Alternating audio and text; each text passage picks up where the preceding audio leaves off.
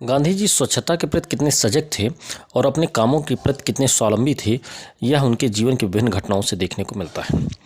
Barrister की हैसियत से गांधी जी बढ़िया और बिलायती पोशाक में अदालत जाया करते थे। अपनी कमीज में वो रोज़ एक साफ कॉलर लगाते थे। हर दूसरे दिन वो एक कमीज बदलते थे और उनका कपड़ों की धुलाई का खर्चा काफ़ी भारी था।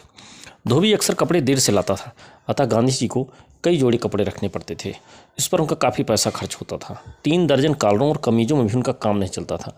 गांधी जी अपना खर्च घटाना चाहते थे। एक दिन वे बाजार से कपड़े धोने का सारा सामान ले आए। उन्होंने कपड़े की धुलाई की एक पुस्तक खरीदी और ध्यानपूर्वक उसको पढ़ डाला।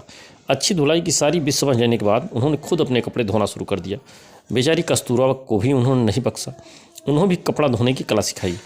गांधी जी का दैनिक कार्यक्रम पहले ही काफ़ी बड़ा था और उसमें इस नए काम का बोझ और भी बढ़ गया, लेकिन वह हार मानने वाले आदमी नहीं थे। वह धोबी की मनमानी से मुक्त होने और स्वावलंबी बनने के लिए कृत संकल्प थे।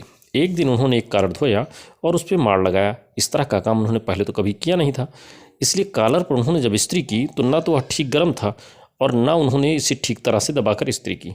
उन्हें डर था कि कहीं कॉलर जल न जाए। इसके बाद उसी कॉलर को लगाकर वे अदालत गए। बहुत ज़्यादा मार लगाने के कारण कॉलर से मार झड़ रहा था। उनके मित्र यह देखकर हंसने लगे, लेकिन गांधी जी इससे तनिक भी नहीं झेंपे और बोले, कपड़ा धोने का मेरा पहला प्रयास है, इसलिए मार ज़्यादा लग गया है, लेकिन कोई हर्ज नहीं।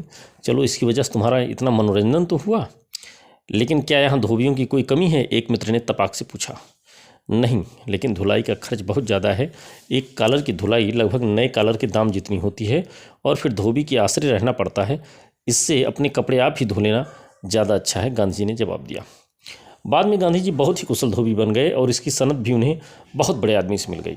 दक्षिण अफ्रीका में हुआ एक बार यूँ कि गोपाल कृष्ण गोखले गांधी जी के साथ ठहरे थे।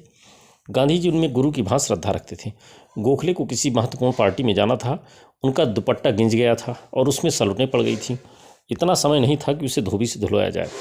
लिहाजा गांधी जी ने कहा, मैं उस पर अच्छी तरह इस्त्री कर दूंगा।